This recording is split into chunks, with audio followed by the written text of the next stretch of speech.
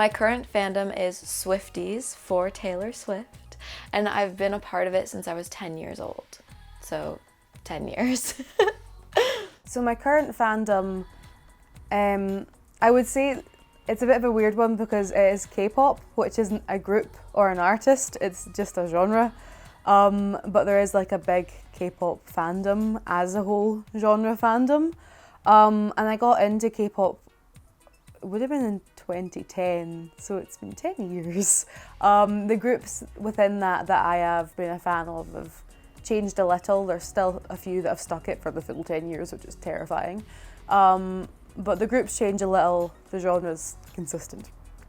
My name is Alina, I'm from Romania, and I've been a fan of JessieJ for 7 years, which is crazy to think about because I was 15 when I first found her. And since then I went through so many stuff like high school, college, jobs, breakups, friendships, family issues, and so on and so forth. It all started when I was 9 years old. My brother and I were watching TV and we came across Hannah Montana. And I think that moment kind of changed my life. I've been a fan of JessieJ for about 10 years now. The first time I saw her live was in 2011. And since then I've seen her live about 48 times. I am a BTS fan, an ARMY. I've been an ARMY since December 2017. I know because that's when they were on the Ellen DeGeneres show, which is where I saw them for the first time. And curiosity got the better of me. I had to do some research to find out who are they, how did they get this far? I mean, there's not too many foreigners on television, so I thought that's really interesting and did some research, and I think that's basically the first step of becoming a fan. Just watching someone, but being open-minded and curious to find out more. And then sometimes there's no going back. The K-pop community is a weird one right now because it's gone through a lot of changes in the past few years especially. Mainly just because it's become much more known in Western pop culture. It's huge because again it's for a genre. The individual fandoms within that I'm part of there is a group called Shinee, which are the original group I got into in 2010. And the one that everyone knows is BTS, and I'm a fan of BTS as well, and there's a few others. But BTS have been a large reason that the K-pop community in general is now more known in the West. They've broken a lot of barriers there.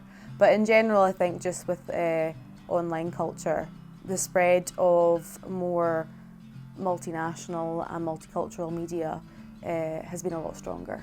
So it's opening up. It used to be really niche and kind of like a cult following, whereas now there's like a huge variety of people in the fandom. So it's kind of huge and terrifying, but like in a very fun way because it's moving so much. So the Swifties as a whole are very creative. You'll find people doing like really cool mashups of her songs, really cool like artworks of her songs, or things that like different stylistically things of Taylor and like posting it, cool like photography edits and stuff like that. So yeah, you'll find the Swifties making like cool content to just share to the other Swifties, and we just all love it. And every once in a while Taylor's on Instagram creeping and she'll go through and like a few things, which then like all the Swifties go wild. They're like, oh, Taylor just liked my post. On Instagram, like I have my own fan page, and I've met other Swifties, and we're all just talking about like which songs we like, which parts of the songs, like the stories, the things that she's done, the outfits, the things that she's said, awards that she's won. And the things that she's done, because she's done so many like amazing like political things to save the music industry, things for women empowerment, and we're all just here for it and we just love her. So when I first started going to concerts I didn't really know any fans, but as when I queue for a concert I normally queue for about 20 hours. I then became friends with the people who were just around me, and it would often be the same people going to all these shows. And we'd then talk to each other on social media outside of these concerts, and we all became really good friends. I've got like a nice little group of friends around me in the fandom that I'm really close with, which is really nice. And we became actually so close that we now just meet up without Jessie involved at all. And they'll all come, because I also do music, they'll also come to any of my shows that I do and are really supportive of everything that I do, or listen to my singles. And it's all such a nice community environment. We've also then been lucky enough to, because we all get on so well, we've like travelled around Europe to go see Jessie together. We make like full holidays out of it, and we can spend a really nice amount of time together. And it makes the whole queuing process not like an ordeal in the cold, but it's much more a nice time for us to all catch up, especially with other fans from different countries that we maybe don't get to see as often. So all of it is a really nice community, and we all get on really well, and we can all talk to each other or through social media outside of the shows. And Jessie's always really supportive of us as a community, I think. She always seems to really like the fact that we get on together, like without her, like aside from her, we all get on really well together. And I think it makes the whole idea of music bringing people together much more important to her, which is really nice. And she's always been really supportive of my music as well, which I think has kind of helped other people to maybe be interested in some of the things that I'm doing.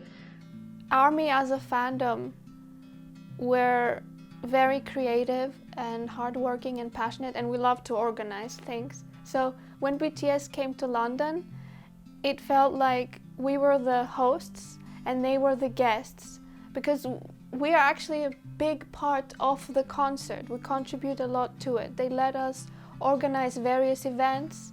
So, for example, we are allowed to sing one song for BTS during a break when they're backstage for them, and we voted on which song we want to sing. And then we're allowed to make one poster all together that we will show to BTS almost at the end of the concert. And sometimes they like them and they take them with them to keep as souvenirs. And I wrote this particular slogan, and many ARMY voted for it. And then somebody translated it into Korean, and another ARMY then designed it. And then the company printed it out, the BTS company. And we were 80,000 people in Wembley, and everybody had a poster in their seat ready for them. And I saw one of the band members reading it, and he smiled. And then later on, he took it home with him, and he took a picture of it and posted it on Twitter and said, "It was such a happy day. Thank you so much for all the love." And I was so happy. But I was especially happy to meet all the ARMY. I was invited to all these events, like we organized ARMY picnics and ARMY karaoke before and after the concert. And all. It was nice to see who all these people were that bought all the albums, and we vote together, and it was nice to finally meet them. And everybody looked so beautiful because we were so happy, and we had all dressed in various ways. Like there was girls with custom sneakers and custom jackets, like they painted them themselves, and nobody judged each other. Taylor has influenced me so much. Like I said, I became a massive fan when I was about 10 years old, and that was about the same time that I picked up the guitar and I started writing my own songs. And so I would draw on her past, like how she would talk about songwriting as like a coping mechanism, and that the girls at school would bully her and like the boys that she liked. And so when I was in my bedroom writing my own songs, that's kind of what I've drawn from, is that's like kind of how I've learned to write a song, is how she's written songs. It was something that my friend, who is half Filipino, and K-pop's huge in the Philippines, introduced me to. And it was something that, it wasn't necessarily her culture, but it was a way to access her culture, like through it, kind of. So it strengthened friendships in that element. Again, I've visited Seoul. I've tried a lot of food that I probably wouldn't have tried otherwise. So it's influenced me in just kind of being open-minded to other cultures and other cultural practices. Because otherwise, like, I grew up in a small town in Scotland where there was not a lot of diversity, and that's like no fault of the people there. Everyone like in Dumfries is like really chill and open-minded, but there's just no one there. So I think I got better exposure to a wider variety of the world that made me more willing to experiment with things and more willing to travel, for one thing, definitely. So it's influenced me in those elements. It's probably also influenced my songwriting to a level. Not a huge amount, because I write in a totally different genre, but there is definitely elements that I think anyone that listens to K-pop can hear in my music every so often. The transition from being a teenager to being an adult is incredibly crazy, and it's insane to think about the fact that her music helped me so many moments of my life, and not only me but also other people as well. I think people would expect me to get influenced by Hannah, that I would want to be like a pop star with glittery, fancy clothes and all that. But the one who actually influenced me was Miley's dad, Billy Ray Cyrus. I remember watching him play I Want My Mullet Back and Achy Breaky Heart and Ready Set Go on the show, and I was like, I want to learn how to play these songs myself. And that's how I started learning how to play the guitar. I practiced on my own for a couple of years and then went to music school where we formed like a little band with other students called Animato Vivo. And we would play to different local festivals. Growing up, I was fan of different artists, but the most important one for me was JessieJ. I met so many people and made new friends through this fan community. And not only that, because of Jessie, I started being interested in the music industry. And being fan of Hannah and Billy Ray and Jessie, it played a very important role in my life growing up. I think if I didn't have that inspiration from Billy Ray to start learning how to play the guitar, or from Jessie to start learning about the music industry, I wouldn't have moved to another country to study about the music industry or starting producing my own music. Before finding out about BTS and watching various videos about their everyday life and stuff, I was a spoiled brat.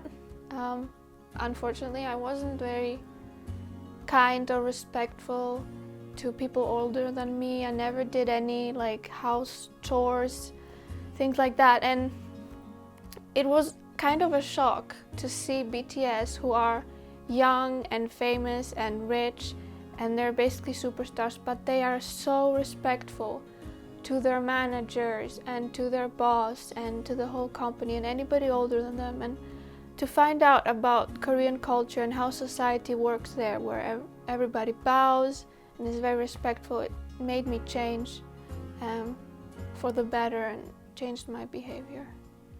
I've been to so many Taylor concerts and I love them all, but I have to say my first Taylor Swift concert was my first concert ever.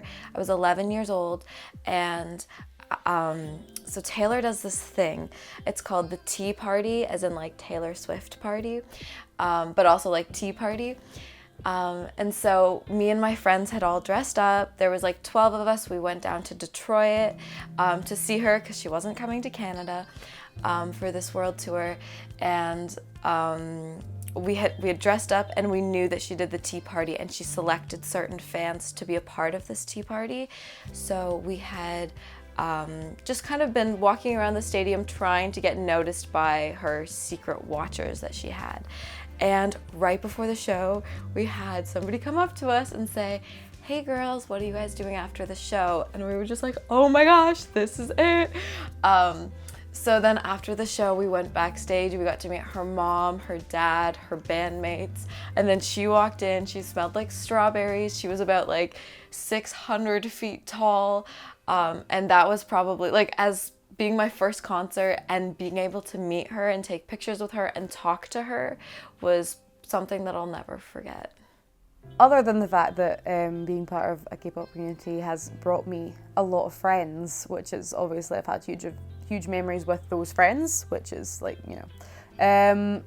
I've like visited South Korea, Seoul particularly, twice now, and they were absolutely fantastic trips because it was so different from anywhere else I'd been. Just because obviously before that I'd travelled like within Europe, and whilst each European country is different, there's a lot of similarities, whereas this was so different. You're in a different continent. So it's it was only 2 weeks at a time, so 4 weeks total, but it's like some of my most precious memories are from those trips. I have a whole EP that is written around travel. 2 of the songs were written in South Korea. And in general as well, I've travelled for concerts a lot. I went to Paris to see KCON, which is like K-pop convention. That was also the first time I travelled abroad without family. So that was like a huge thing, and it was just like me and 2 friends, and we're like, are we gonna do this? Yeah, we're gonna, I mean, it's the same expense as travelling to London. Let's just go to Paris for this. So that was like a really, again, because that was the first time I travelled abroad by myself. That's because of wanting to go to this convention. A very special memory I have is walking around London in the days before and after the concerts. Days before, we were just walking around with my mom, who's also in army. We just saw army everywhere. I mean, London is one of the busiest cities in the world, but it somehow transformed in that week that BTS were there. There was army at the museums and the art galleries and the restaurants, and we just took a bus and there was army, and on the trains, and people had decorated their cars. One of the things that really shocked me was I was just walking down a random street one day, and I looked up and there was this huge hotel, like 10 floors, and all the windows had BTS stuff on them, like posters, and people had done everything they could to show that they were a BTS fan, like took toilet paper and glued it saying RM, which is one of the members. And that was so nice to see. Also, people came up to me, strangers, saying, we've seen so many people these last few days, and we were wondering what you're all doing here.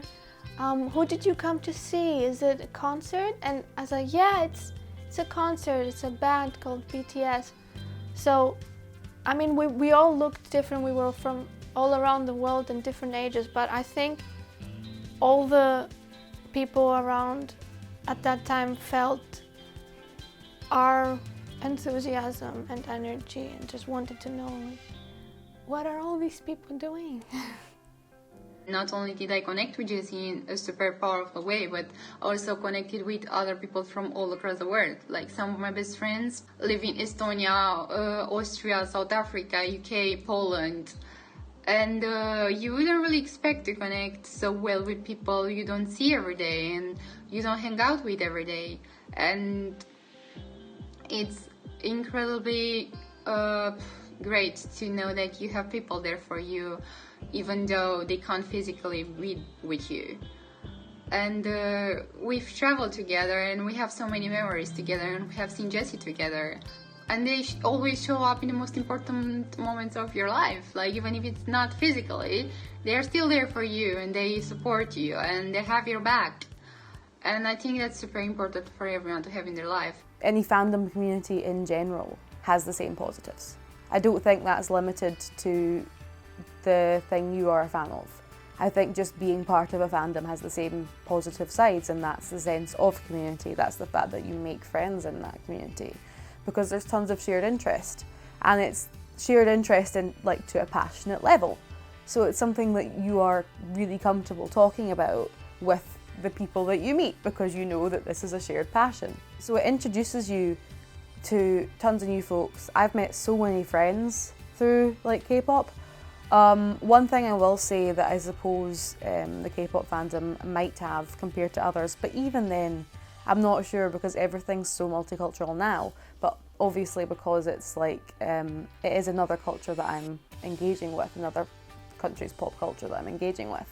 I have learned a lot about South Korea and South Korean culture, and I've visited a couple of times, and I've met a lot of people of different ethnicities and different backgrounds and different cultures through it. So that's probably a strong suit specifically to engaging with K-pop. Being in a fandom is so much more than just liking someone's music. It's about the personal journey, about the friendships you create with people you meet. It's about the music. It's about connecting with so many people in so many different ways. I think fandoms are amazing, and artists truly need that support system where they feel like they can really branch out. Like when Taylor made the crossover from being a country artist to a pop artist, she was super nervous that she was going to lose her entire audience. But because she had built such a strong relationship with us, we all came over with her when she crossed over into pop. And I think for all artists in general, it's just so crucial to have that really solid fan base that will literally just buy every ticket, come to every show, buy every album, stream every song. I usually warm up to people much faster when I know that they're a fan, because I feel, and the opposite happens when I know that they're not a fan of anything. Because if they say, oh, I don't like this, I don't like that, I hate this, it makes me feel like, well, you just haven't found something you liked because you haven't been open-minded and willing to accept that someone has made something, has created a poem or created a painting that you can relate to or that is of good quality. Like, I'm a BTS fan because I feel the same way they do about the corrupted government or the education system or the fact that we're not talking about mental health enough. If you can't relate to whatever art form there is and see yourself in that song or in that film, then I feel like you haven't been willing to experience new things and try out new things. That's what separates a fan from someone who isn't a fan of anything. And I think if there weren't fans, there wouldn't be as many artists and performers, because really, a dancer performs for an audience. And if there would be no audience cheering them on, they would lose their hope in a dark part of their career when they're down and they're hurt and they're suffering. The fans will give some hope and encouragement. It's a big circle, it's a give and take relationship. The performers give their craft and their art, and the audience gives love for what has been created, and it all just starts all over again. Fan communities, especially nowadays, are not just 13-year-olds screaming at a BTS concert or buying every single piece of merch. As you get older, it becomes something much more important. A lot of young people and adults feel such communities are a safe place for them. They have a sense of belonging, of acceptance, there is inclusivity, and the support fans show each other. Sometimes it's even bigger than the support some people get from their own families. And they don't only support each other, but they come together as one to create a positive change. For example, they create campaigns about human rights, or climate change, or they raise money for animal shelters or homeless people, which is something so important.